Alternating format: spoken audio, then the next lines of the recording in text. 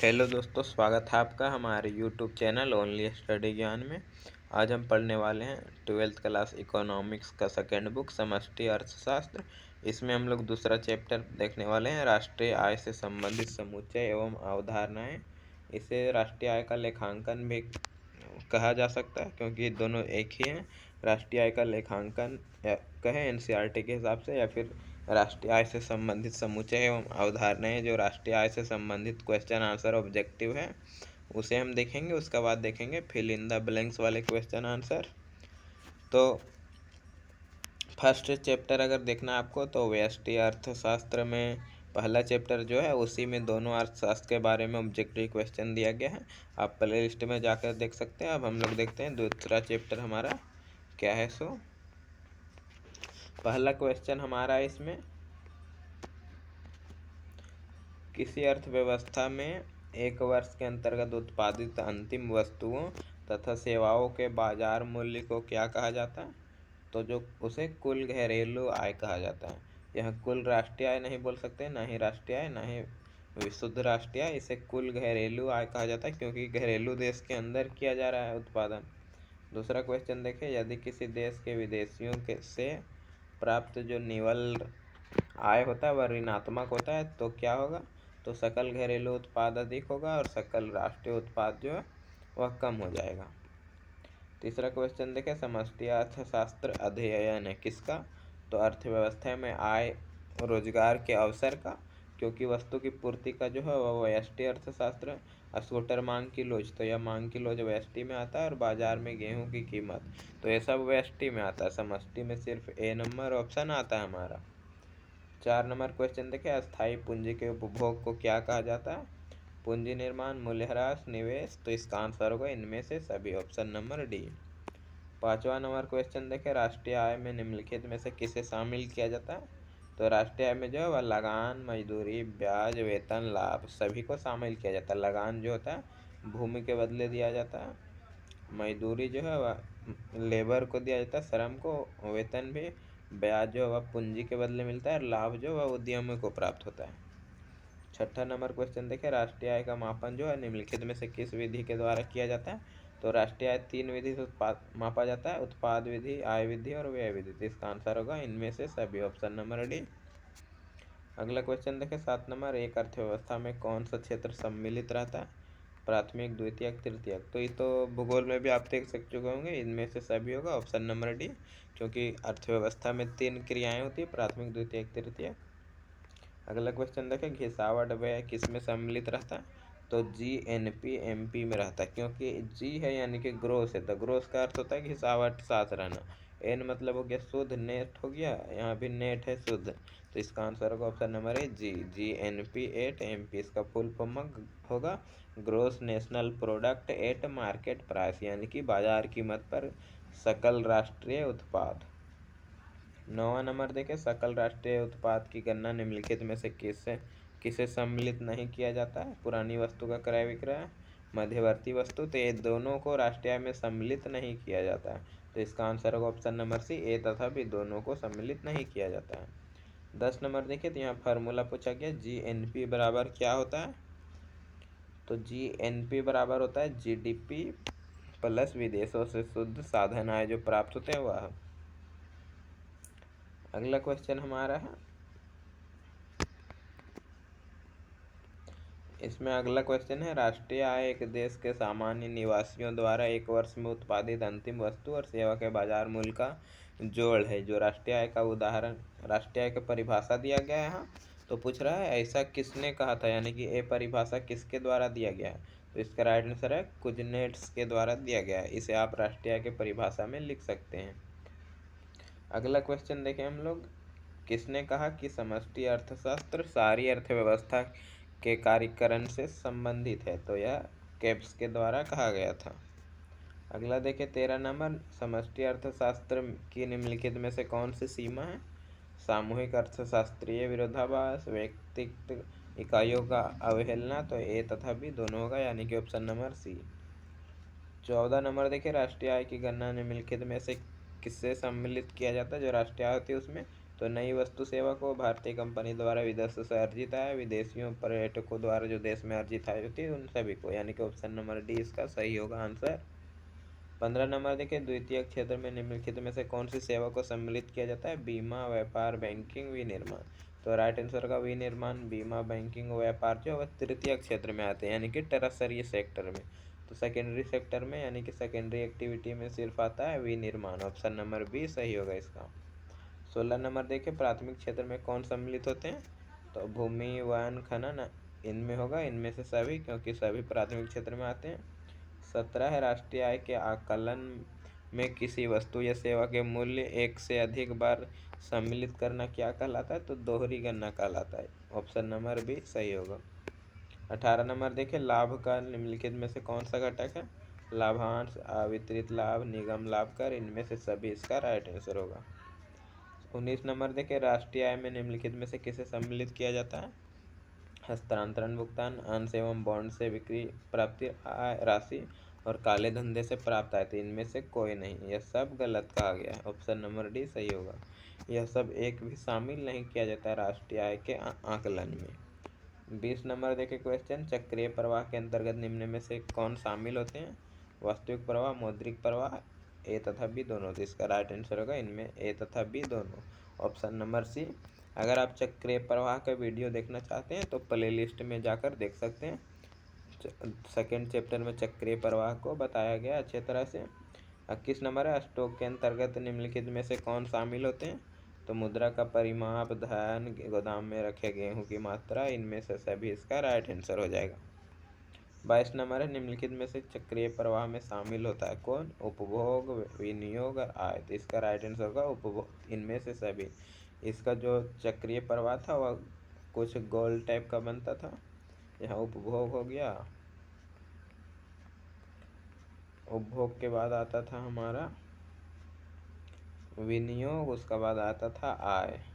विनियोग आएगा, उसके बाद आएगा यहाँ पे आय, फिर आय से फिर उपभोग, फिर विनियोग, आय, इस तरह चलते रहता था। अगला क्वेश्चन है, वास्तविक प्रवाह के अंतर्गत किन्हें शामिल किया जाता है? तो वस्तु के प्रवाह को, दूसरा सेवा के प्रवाह को, तीसरा ए तथा बी दोनों, चौथा इनमें से कोई नहीं। तो इसका राइट आंसर है ए तथा बी दोनों। ऑप्शन नंबर सी जो है, जो वास्तविक प्रवाह होते हैं उसमें वस्तु एवं सेवा दोनों को शामिल किया जाता है। 24 नंबर है, परिवार फर्मों को निम्नलिखित में से कौन सी सेवा देती थी? ये प्रदान करते हैं, तो वह है भूमि, श्रम, पूंजी, उद्यमी, सभी, इनमें से सभी राइट आंसर है। इसका भी वीडियो बनाया गया है, प्लेलिस्ट में जाकर देख सकते हैं आप लोग। अगला क्वेश्चन है, 3 क्षेत्रीय मॉडल में निम्नलिखित में से कौन शामिल होता है? परिवार, फर्म, सरकार, इनमें से सभी। तो इसका आंसर होगा इनमें से सभी, यानी कि 3 क्षेत्रीय अर्थव्यवस्था में परिवार जैसे कि हाउस होल्ड, एच, फर्म जैसे कि एफ, सरकार जैसे कि गवर्नमेंट कहा जाता है, तीनों को शामिल किया जाता है। और 4 क्षेत्रीय अगर रहेगा तो इसमें आ जाएगा विदेशी क्षेत्र। एक्सपोर्ट इंपोर्ट जो होते हैं, E X minus I M, export import को भी शामिल किया जाता है। 26 नंबर क्वेश्चन देखें हम लोग, प्राथमिक क्षेत्र में सम्मिलित होता है क्या क्या? तो कृषि, खुदरा व्यापार, लघु उद्योग। तो इसका राइट आंसर होगा इनमें से सभी। उद्योग तो आते हैं द्वितीय क्षेत्र में, लेकिन यहाँ छोटे पैमाने पर रखा जाता है, इसलिए इनमें आएगा इनमें से सभी, यानी कि सभी को शामिल किया जाता है। 27 नंबर है, एक चतुर्थ क्षेत्रीय या फिर खुली अर्थव्यवस्था में संतुलन की शर्त बताना है। बचत कर आयात इज इक्वल टू निर्यात, सरकारी व्यय और निर्यात किया जाता है। कुल रिसाव का बराबर कुल अंतःक्षेपण, समग्र उत्पादन का समग्र व्यय। तो इनमें से सभी इसका राइट आंसर होगा। आगे देखें 28 नंबर, तृतीय क्षेत्र के अंतर्गत कौन सी सेवा आती है? तो खनन, निर्माण, संचार, पशुपालन। तो पशुपालन जो और खनन जो वह प्राथमिक क्षेत्र में आता है, निर्माण द्वितीय क्षेत्र में आता है। तो बच गया संचार जो कि थर्ड सेक्टर में आता है। 29 नंबर है, निम्नलिखित में से कौन सा प्रवाह नहीं है? तो पूंजी, आय, निवेश, मूल्यह्रास। तो जो आय, मूल्यह्रास और निवेश है वह प्रवाह होता है, लेकिन पूंजी जो है वह स्टॉक होता है, इसी आंसर होगा पूंजी। 30 नंबर देखिए, एक लेखा वर्ष में किसी देश के घरेलू सीमा में उत्पादित जितनी भी अंतिम वस्तु सेवा होती है उन सब का उत्पादन होता है, जिसमें कि मूल्यह्रास शामिल होता है। उसकी बाजार कीमत पर अगर योग किया जाए, जोड़ा जाए, तो वह क्या कहलाएगा? तो GDP कहलाएगा, gross domestic product at market price, यानी कि बाजार कीमत पर सकल घरेलू उत्पाद कहलाएगा। 31 नंबर है, क्या सत्य है, इसमें बताना है कि कौन सा फार्मूला सही है। ऑप्शन दिया गया पहला GNP is equal to GDP plus घिसावट, जो कि बिल्कुल गलत है। NNP is equal to GNP plus घिसावट, यह भी गलत। तीसरा है NNP is equal to GNP minus घिसावट, जो कि सही है। चौथा है GNP is equal to NNP minus घिसावट, जो कि गलत है। इसका आंसर होगा ऑप्शन नंबर सी, सही आंसर। 32 नंबर देखें, चार क्षेत्रीय अर्थव्यवस्था में जो चक्रीय प्रवाह उसके संतुलन का शर्त बताना है। तो अभी ऊपर हम बताए थे चार क्षेत्रीय में C यानी कि उपभोक्ता, C यहाँ पे है उपभोग, I है इन्वेस्टमेंट, G है गवर्नमेंट, M है एक्सपोर्ट इम्पोर्ट। तो C उपभोग यानी कि जो उपभोक्ता उपभोग करेगा, I इन्वेस्टमेंट जो कि फर्म करता है, और G से गवर्नमेंट, एक्सपोर्ट इम्पोर्ट विदेशी क्षेत्र, जो कि इसका सही आंसर है। आगे देखें हम लोग 33 नंबर, चार क्षेत्रीय मॉडल में निम्नलिखित में से किसे शामिल किया जाता है। तो परिवार, फर्म, सरकार, विदेशी क्षेत्र, हाउस होल्ड, फर्म, गवर्नमेंट और विदेशी क्षेत्र को एक्सटर्नल सेक्टर। आगे देखें 34 नंबर की सामान्य कीमत स्तर का अध्ययन किस में किया जाता है। तो समष्टि अर्थशास्त्र में। और बाजार कीमत अगर रहेगा ऑप्शन तो व्यष्टि अर्थशास्त्र होगा। व्यष्टि अर्थशास्त्र में होता है बाजार कीमत का अध्ययन किया जाता है, लेकिन सामान्य कीमत का जो है समष्टि अर्थशास्त्र में होता है। 35 नंबर देखें, रोजगार सिद्धांत का संबंध किससे। तो वह समष्टि अर्थशास्त्र, व्यष्टि से नहीं होगा यहाँ। अगला देखें 36 नंबर, पूंजी के स्टॉक में वृद्धि क्या कहलाता है। तो पूंजी निर्माण।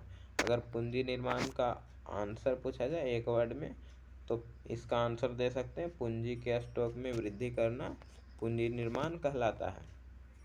37 नंबर है, निम्नलिखित में से कौन जो है वह स्टॉक का उदाहरण है। तो संपत्ति स्टॉक है, क्योंकि यह पड़ा रहता है। बचत जो है वह बैंक में सेविंग रहता है, तो यह चक्रीय चलते रहता है। निर्यात जो है चक्र रहता है, लाभ मिलता है तो उसे भी चक्रीय चलता है। और पूंजी का निर्माण होता है, संपत्ति इसका राइट आंसर होगा। अगला क्वेश्चन हमारा, समष्टि अर्थशास्त्र के अध्ययन का विषय है।